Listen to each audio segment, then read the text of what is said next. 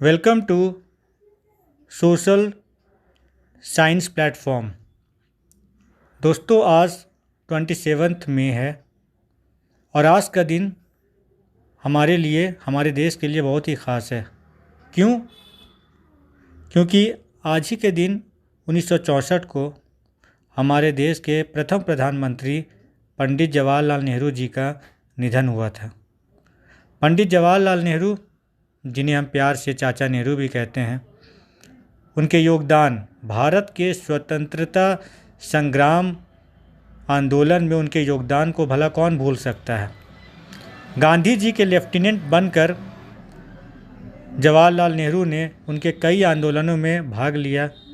कई बार वो जेल गए और न सिर्फ वो बल्कि उनके परिवार के हर एक सदस्य, चाहे वो पंडित मोतीलाल नेहरू हो या उनकी पत्नी कमला नेहरू हो, सारे सदस्य जेल गए। गांधी जी के हर एक आंदोलन में बढ़ चढ़कर पंडित जवाहरलाल नेहरू ने हिस्सा लिया। कांग्रेस के अध्यक्ष भी रहे वो। 1929 में जब कांग्रेस का लाहौर अधिवेशन हुआ था तो उनकी अध्यक्षता जवाहरलाल नेहरू ने ही किया और रावी नदी के किनारे तिरंगा झंडा को फहराने का ऐतिहासिक काम भी उन्होंने ही किया था। कई आंदोलनों में भाग लिया पंडित जवाहरलाल नेहरू जी ने और भारत की आज़ादी दिलवाई।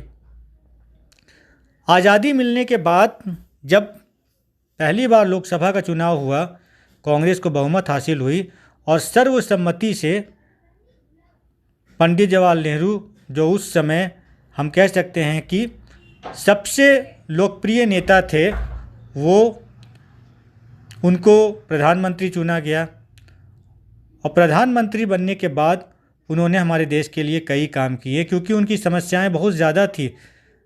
उस समय देश की आज़ादी हमें मिली थी और हम कई समस्याओं का, कई चुनौतियों का सामना कर रहे थे।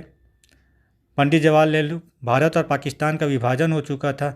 पाकिस्तान से आए हुए शरणार्थियों को उन्होंने विस्थापित किया। बहुत सारे शैक्षणिक संस्थानों का उन्होंने निर्माण किया।